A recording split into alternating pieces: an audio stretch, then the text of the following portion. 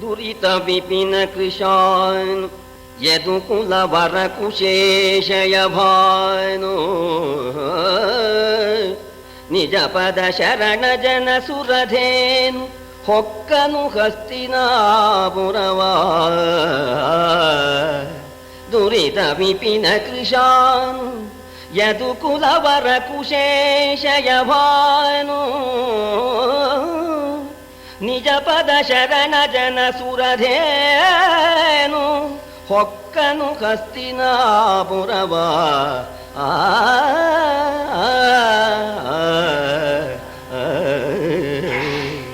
ಮೃಗಪ್ರಸ್ಥದಿಂದ ಕೃಷ್ಣ ಪರಮಾತ್ಮ ಹಸ್ತಿನಾವತಿಗೆ ಪ್ರವೇಶ ಮಾಡಿದ ಅಂತ ಈ ಪದ್ಯನ ಕುಮಾರವ್ಯಾಸ ಬಹಳ ಚೆನ್ನಾಗಿ ಸೂಚನೆ ಪದ್ಯದಲ್ಲಿ ಹೇಳ್ತಾ ಇದ್ದಾನೆ. ದುರಿತ ವಿಪಿನ ಕೃಶಾನು, ಪಾಪವೆಂಬತಕ್ಕ ಅರಣ್ಯಕ್ಕೆ ಬೆಂಕಿ ಸ್ವರೂಪನಾಗಿರ್ತಕ್ಕಂಥವನು. ಯದುಕುಲ ವರ ಕುಶೇಷಯ ಭಾನು, ಯದುಕುಲವೆಂಬತಕ್ಕ ಶ್ರೇಷ್ಠವಾಗಿರ್ತಕ್ಕಂಥ ಕಮಲಕ್ಕೆ ಸೂರ್ಯನಂತೆ ಇರ್ತಕ್ಕವನು ಅಂತ.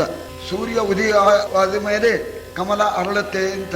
ಕೃಷ್ಣನಿಂದ ಯದುಕುಲ ಪ್ರಸಿದ್ಧವಾಯಿತು, ಶ್ರಾಮನಿಂದ ಸೂರ್ಯವಂಶ ಪ್ರಸಿದ್ಧವಾಯಿತು ಅಂತ. ಇದಕ್ಕೊಂದು ಇದನ್ನು ಹೇಳ್ತಾರೆ. ಈ ಅಷ್ಟಮಿ ಈ ನವಮಿ ಎರಡೂ ತಿಥಿ ಇದೆಯಲ್ಲ, ಅದು ಹೋಗಿ ಭಗವಂತನಲ್ಲಿ ಪ್ರಾರ್ಥನೆ ಮಾಡ್ಕೊಂತಂತೆ. ನಮ್ಮನ್ನು ಯಾರು ಕೇಳೋರೇ ಇಲ್ಲ ಅಂತ. ಅವತ್ತು ಅಷ್ಟಮಿ ಅವತ್ತು ನವಮಿ ಅಂತ ಅಂದ್ಬಿಡ್ತಾರೆ ಅಂತ ನೋಡ.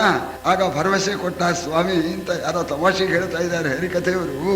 ನಿನ್ನ ತಿಥಿಲೇ ಅವತಾರ ಮಾಡ್ತೇನೆ ಅಂತ. ರಾಮ ನವಮಿಲೇ ಹುಟ್ಟಿದ, ಕೃಷ್ಣ ಅಷ್ಟಮಿಲೇ, ಅದು ಕೃಷ್ಣಾಷ್ಟಮಿ ಯಾವುದಕ್ಕೂ ಅಷ್ಟು ಪ್ರಶಸ್ತವಲ್ಲ, ಅವತ್ತೇ ಹುಟ್ಟಿದ ಅಂತ ಹೇಳ್ತಾರೆ. ಅಂದರೆ ಕೃಷ್ಣನಿಂದ ಯದುಕುಲ ಪ್ರಸಿದ್ಧಿಗೆ ಬಂತು.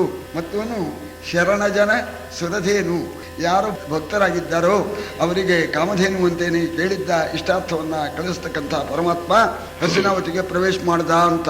ಕಿಂಚಿತ್ ಪೂರ್ವಕಥಾನುವಾದ.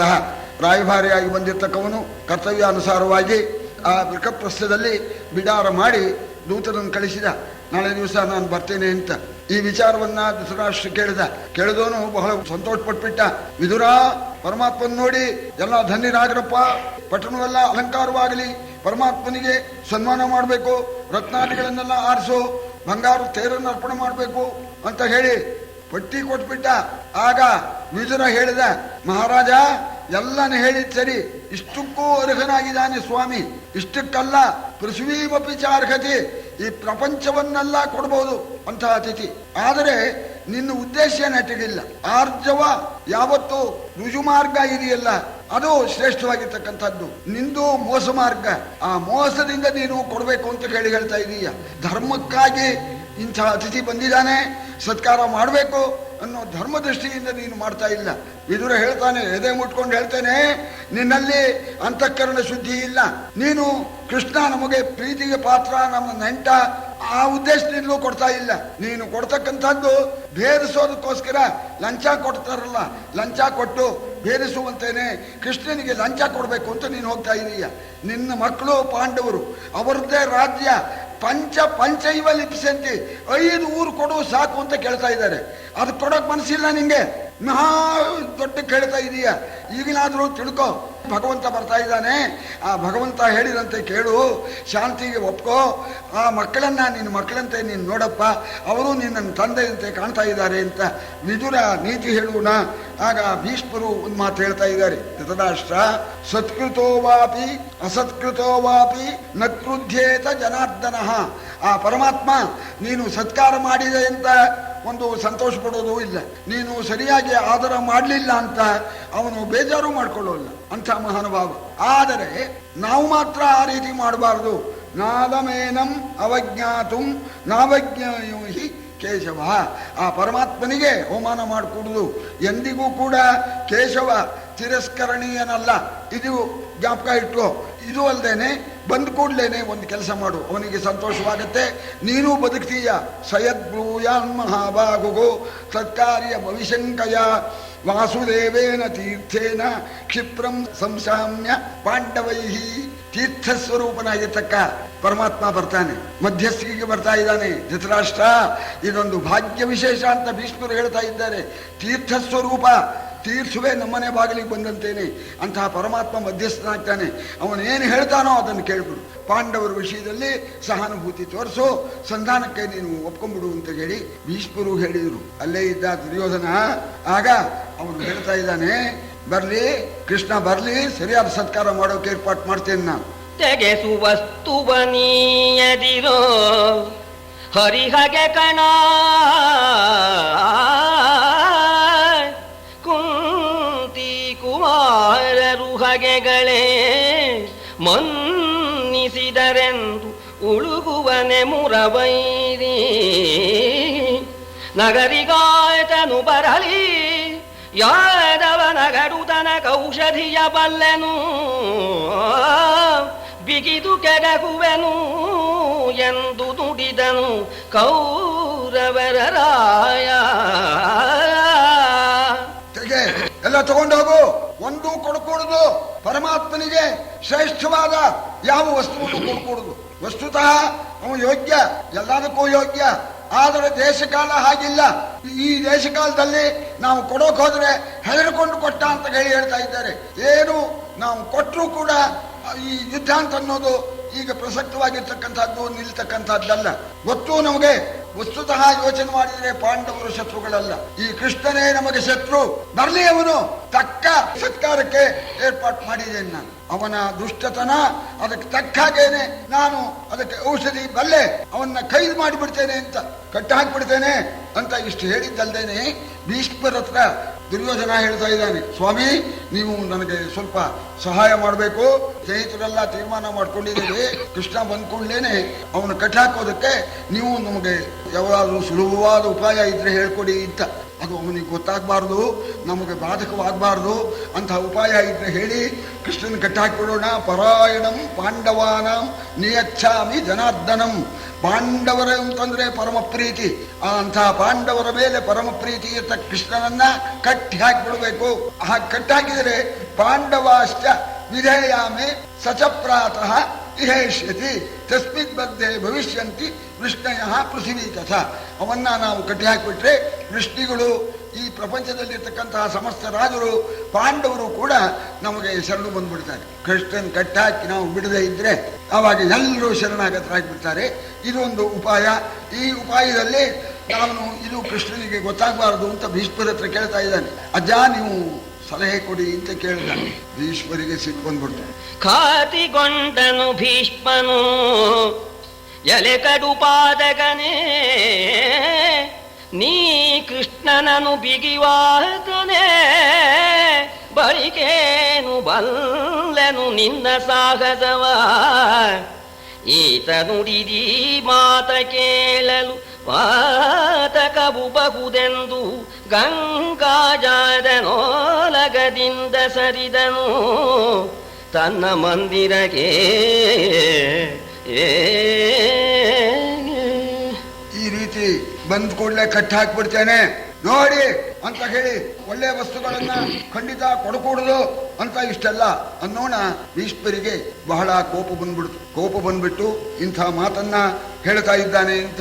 ಇಂಥ ಮಾತು ಹೇಳಿದ್ರು ಕೂಡ ಅಲ್ಲೇ ಇದ್ದ ಧೃತರಾಷ್ಟ್ರ ಮಗನ್ನ ಬೇಡ್ಕೊಳ್ತಾ ಇದ್ದಾನೆ, ಮಗನೇ ಇಂಥ ಕೆಲಸ ಮಾಡಬಾರ್ದಪ್ಪ, ಅವನು ನಮ್ಮ ಬಂಧು ಅಲ್ವೇನೋ ಕೃಷ್ಣ ಅಂತ ಬೇಡ್ಕೊಳ್ಳೋಕೆ ಹೋಗ್ತಾ ಇದ್ದಾನೆ. ನಮ್ಮ ಬಂಧು ಅಲ್ವೇ, ಅವನ್ ನಾವು ಕಟ್ಬೋದೆ. ಇದು ಅಲ್ದೇನೆ ರಾಜನೀತಿಯಲ್ಲಿ ಈ ರಾಯಭಾರಿಯಾಗಿ ಬಂದಿರತಕ್ಕಂತಹ ದೂತನ್ನ ಕಟ್ತಕ್ಕಂಥದ್ದು ಧರ್ಮವಲ್ಲ ಅಂತ ಕೂಡ ಹೇಳಿದೆ.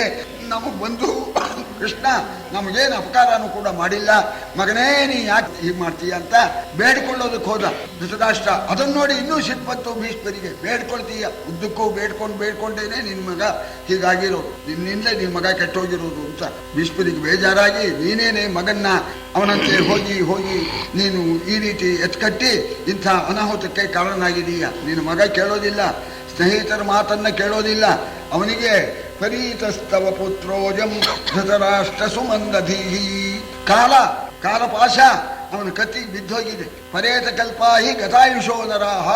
ಈ ಮರಣಕ್ಕೆ ಸಿದ್ಧರಾಗಿರ್ತಕ್ಕಂಥ ಮನುಷ್ಯರು ಅವರು ಹಿತವನ್ನ ಸ್ನೇಹಿತರು ಬಂಧುಗಳು ಹೇಳಿದ್ರು ಕೂಡ ಕೇಳೋದಿಲ್ಲ. ಅದೇ ರೀತಿ ನಿನ್ನ ಮಗ ಮೂರ್ಖನಾಗಿದ್ದಾನೆ, ಅವನಿಗೆ ಅವಸಾನ ಕಾಲ ಬಂದಿದೆ. ಅದಕ್ಕೋಸ್ಕರ ಯಾರು ಏನೇ ಹೇಳಿದ್ರು ಕೂಡ ಅವನು ಕೇಳ್ತಾ ಇಲ್ಲ. ಕೃಣೋತಿ ಅನರ್ಥಂ ನೈವಾರ್ಥಂ ಯಾಚ್ಯಮಾನಃ ಸುಹೃಜ್ಜನೈಹಿ.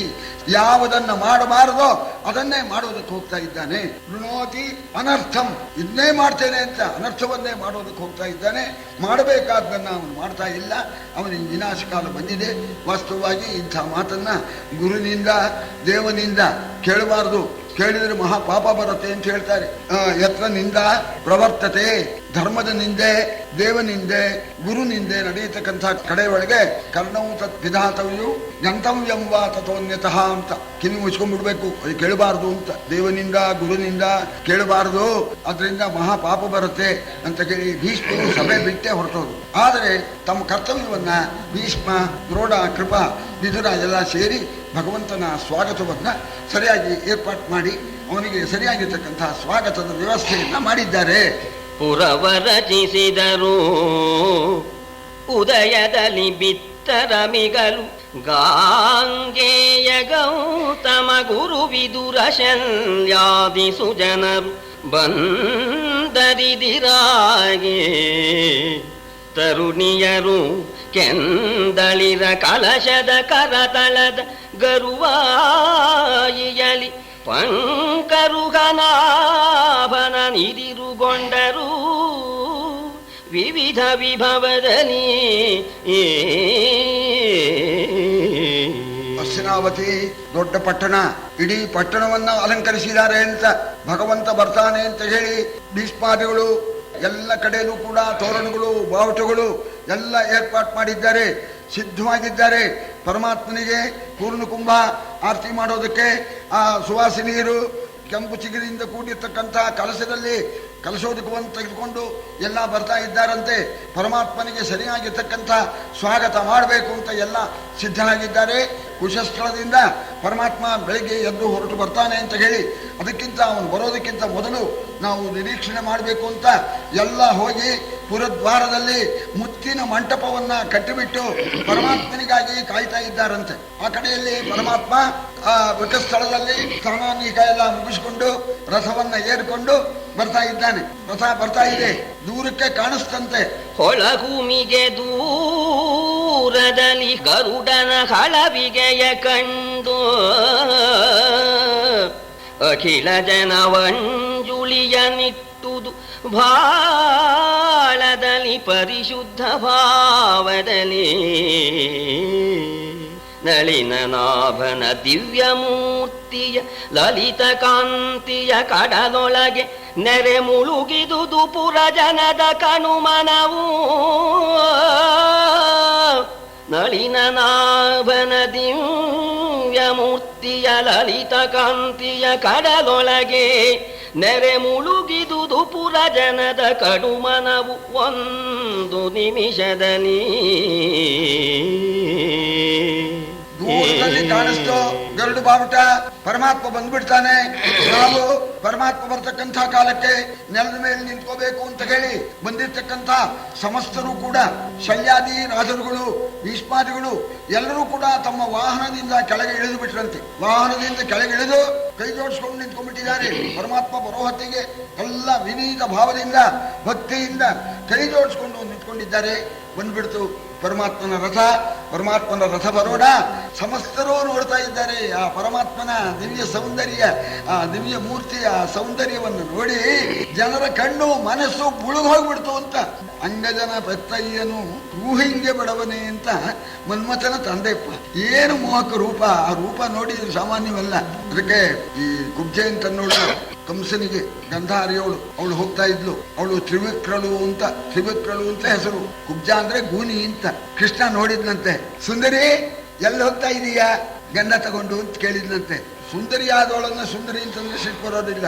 ಈ ಗೂನೇನ ಸುಂದರಿ ಅಂತ ಕರೆದ್ರೆ ಸಿಟ್ಟು ಬಂದ್ಬಿಡುತ್ತೆ. ಸಿಟ್ಟು ಬಂತಂತೆ, ನೋಡಿದ್ಲಂತೆ ಯಾರು ಹೀಗಂತಾರೆ ಅಂತ. ಆ ಕೃಷ್ಣಮೂರ್ತಿಯನ್ನು ನೋಡಿದ್ಲಂತೆ, ಆ ಸೌಂದರ್ಯಕ್ಕೆ ಬೆರಗಾಗ್ಬಿಟ್ಲಂತೆ. ಬೆರಗಾಗ್ಬಿಟ್ಟು, ಹೌದಪ್ಪ ನಾ ಹಾಗಿದ್ದೇನಪ್ಪ, ನೀನು ಸುಂದರಿ ಅಂತ ಹಾಸ್ಯ ಮಾಡಪ್ಪ ಅಂತ ಸಾಹಸ್ಯ ಮಾಡಿದ್ರು ಸಂತೋಷ. ಆ ಸೌಂದರ್ಯ ನೋಡಿ ಅಂತ ವರ್ಣನೆ ಮಾಡಿದ್ದಾರೆ ಭಾಗವತದಲ್ಲಿ. ಅಂಥ ಮಹಾನುಭಾವ ಆ ಸೌಂದರ್ಯವನ್ನು ನೋಡಿ ಎಲ್ಲರ ಕಣ್ಣು ಮನಸ್ಸೆಲ್ಲ ಮುಳುಗೋಗ್ಬಿಡ್ತಂತೆ. ಆಗ ಎಲ್ಲರೂ ಕೂಡ ನಮಸ್ಕಾರ ಮಾಡ್ತಾ ಇದ್ದಾರೆ. ಎಲ್ಲ ಚೆನ್ನಾಗಿದ್ದೀರಾ ಅಂತ ಹೇಳಿ ಯೋಗಕ್ಷೇಮ ವಿಚಾರಿಸ್ತಾ ಇದ್ದಾನೆ. ಆ ಧೂಳಿಪಾತ್ ಪೂಜೆ ಅಂತ ಮಾಡ್ತಾರೆ ಗುರುಗಳು ಬಂದಾಗ. ಅದು ಮಹಾತ್ಮಾರದಲ್ಲಿ ನಡೆಯತಕ್ಕಂಥದ್ದು. ಆಗ ಪರಮಾತ್ಮನಿಗೆ ಪೂರ್ಣ ಕುಂಭ ತೋರಿಸಿದ್ರು, ಕರಡಿ ತೋರಿಸಿದ್ರು, ಆರತಿ ಎಲ್ಲ ಮಾಡಿದ್ರು, ಯೋಗಕ್ಷೇಮ ವಿಚಾರಿಸಿದ್ರು. ಪರಮಾತ್ಮನು ಕೂಡ ಬಂದಂಥವರ ಯೋಗಕ್ಷೇಮವನ್ನೆಲ್ಲ ವಿಚಾರಿಸ್ತಾ ಇದ್ದಾನೆ. ಮಂದಿ ಮೈ ಇಕ್ಕಿತೋ ಮುರಾಂತಕನಿಂದು ಮನದೊಲವಿನಲಿ ಗಂಗಾನಂದನ ದ್ರೋಣಾದಿಗಳ ನೆತ್ತಿದನು ಕರುಣದಲ್ಲಿ. ಮಂದಿರದ ಸುಕ್ಷೇಮ ಕುಶಲವನಂತು ಕೇಳಿದು, ಮಂದಿರದ ಸುಕ್ಷೇಮ ಕುಶಲವನಂತು ಕೇಳಿದು. ವೀಳಯವನ ಮಂದಿಗಿತ್ತನು ದೇವ ಬಂದನು ಹಸ್ತಿನಾಪುರಿಗೆ.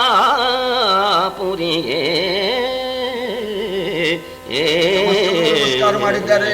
ಭೀಷ್ಮಾದಿಗಳೆಲ್ಲ ನಮಸ್ಕಾರ ಮಾಡೋಣ ಹೇಳಿಪ್ಪ ಅಂತ ಪರಮಾತ್ಮ ಅವರನ್ನ ಎಬ್ಬಿಸ್ತಾ ಇದ್ದಾನೆ, ಯೋಗಕ್ಷೇಮ ವಿಚಾರಿಸ್ತಾ ಇದ್ದಾನೆ.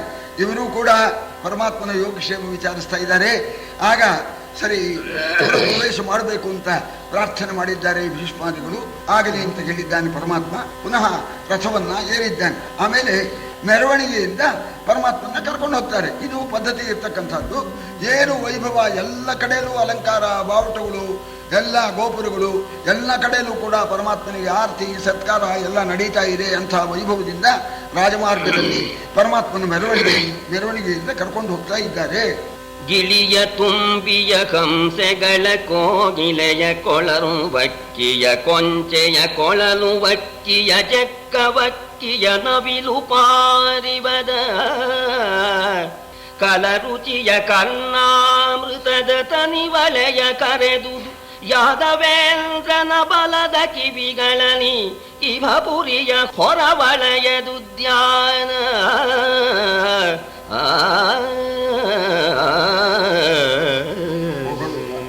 ಸರಿ, ಅವರು ಅಲಂಕಾರ ಮಾಡಿರ್ತಕ್ಕಂಥದ್ದು ಅದನ್ನೆಲ್ಲ ವರ್ಣನೆ ಮಾಡ್ತಾ ಇದ್ದಾನೆ.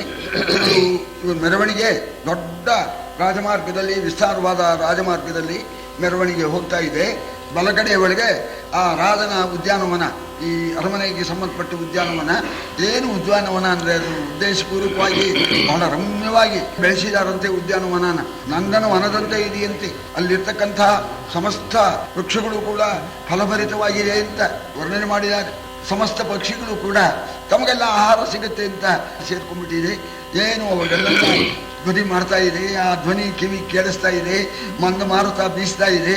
ವಾತಾವರಣ ತಂಪಾಗಿತ್ತು ಅಂತ ಅನ್ನೋದಕ್ಕೆ ವರ್ಣನೆ ಮಾಡಿದ್ದಾರೆ. ಈ ವೈಭವದಿಂದ ಪರಮಾತ್ಮನ ಅರಮನೆಗೆ ಕರ್ಕೊಂಡು ಹೋಗ್ತಾ ಇದ್ದಾರೆ.